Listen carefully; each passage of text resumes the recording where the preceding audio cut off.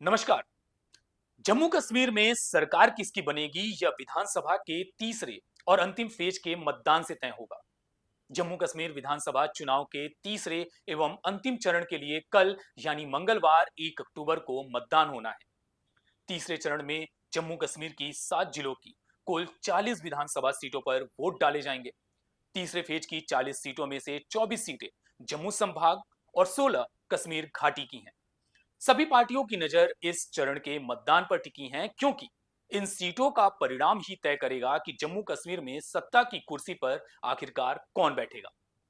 खासकर तीसरे चरण का चुनाव भाजपा के लिए बेहद खास है, क्योंकि भाजपा जम्मू की सभी 24 सीटों पर चुनाव लड़ रही है।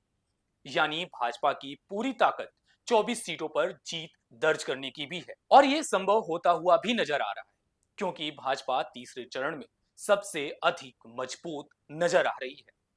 इसके पीछे एक वजह यह भी है कि पहले और दूसरे चरण में किसी भी पार्टी ने इतनी सीटों पर चुनाव नहीं लड़ा है।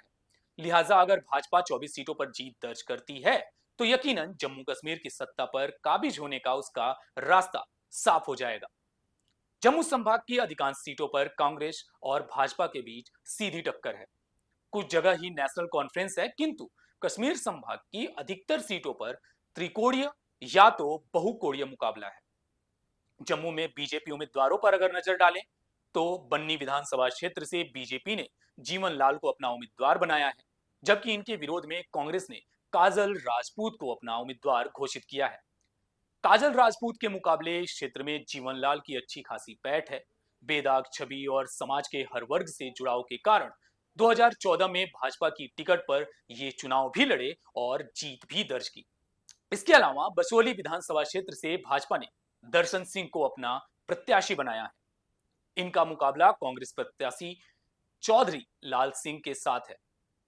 दर्शन सिंह जहां साफ सुथरी छवि के लिए समाज में बेहद पसंद किए जाते रहे हैं, वहीं कांग्रेस प्रत्याशी चौधरी लाल सिंह भ्रष्टाचार के आरोपों के कारण जेल में भी रहे और फिलहाल वो जमानत पर बाहर हैं। इसके अलावा जसरोटा विधानसभा क्षेत्र से बीजेपी ने पूर्व मंत्री राजीव जसरोटिया को अपना उम्मीदवार बनाया है, जबकि इनका मुकाबला कांग्रेस प्रत्याशी बलवीर सिंह से है। इस सीट पर भी बीजेपी उम्मीदवार राजीव जसरोटिया मजबूत स्थिति में है। ऐसे लगभग जम्मू की 24 सीटों पर बीजेपी मजबूत स्थिति में नजर आ रही, जबकि कांग्रेस बेहद कमजोर। जम्मू कश्मीर विधानसभा में 114 सीटें हैं, जिनमें से 90 सीटों पर चुनाव हो रहा है।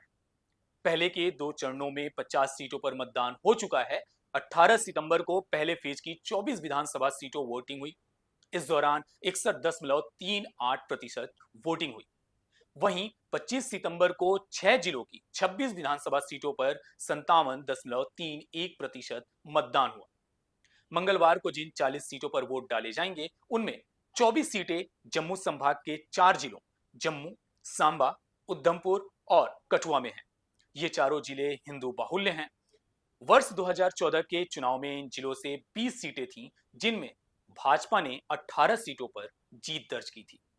2 सीटें नेशनल कॉन्फ्रेंस को मिली थी। कांग्रेस का इन जिलों में खाता तक भी नहीं खुला था।